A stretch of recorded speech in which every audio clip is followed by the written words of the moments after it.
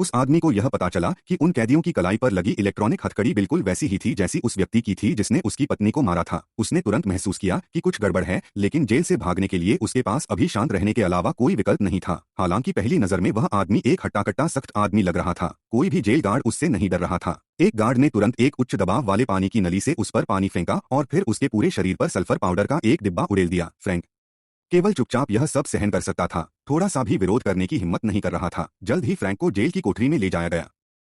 जैसे ही उसने अपनी जेल की वर्दी उतारी, कैदियों में से एक ने उसे एक चुंबन उड़ाया। जब उसने उन ठंडे निर्दयी चेहरों को देखा, फ्रैंक ने एक शब्द भी नहीं कहा। उन्होंने सोचा कि शायद फ्रैंक को पीटा गया होगा और वे उसके पास जाकर उसका मजाक उड़ाना चाहते थे। लेकिन जब गार्ड एक सेल के दरवाजे पर गया तो उसने देखा कि सभी कैदी जमीन पर लेटे हुए हैं। उसी समय फ्रैंक ने बस इतना कहा कि वे फिसलकर गिर गए। गार्ड पूरी तरह से हैरान रह गए। अगले दिन वार्डन फ्रैंक को देखने आया और उसने मांग की कि वह डेथ रेस नामक खेल में शामिल हो जाए। बदले में जब तक वह लगातार 5 रेस जीतता है, उसे जेल से बाहर निकलने और अपनी पत्नी का बदला लेने के लिए अपनी आजादी हासिल करने की अनुमति दी जाएगी। फ्रैंक बिना किसी हिचकिचाहट के सहमत हो गया। उसके बाद वार्डन फ्रैंक को एक वर्कशॉप में ले गया और उसे एक कोच को सौंप दिया। उस पल से फ्रैंक एक ऐसे रास्ते पर था जहां से वापसी नहीं थी। जल्द ही एक दौड़ का दिन आ गया। फ्रैंक ने अपना मुखौटा पहना और ट्रैक में प्रवेश किया। वे दौड़ देखने के लिए वहां नहीं थे, वे प्रत्येक चालक को सौंपे गए नेविगेटर थे। काले रंग की टॉप में एक महिला दौड़ के लिए फ्रैंक की नेविगेटर बन गई। जब वह कार में बैठी तो उन्होंने एक दूसरे का विनम्रता से अभिवादन किया। जैसे ही खिड़की बंद हुई, फ्रैंक ने अपना मुखौटा उतार दिया और अपनी पूरी ताकत से लड़ने के लिए तैयार हो गया। फिर वार्डन के आदेश पर आधिकारिक रूप से घातक खेल शुरू हो गया।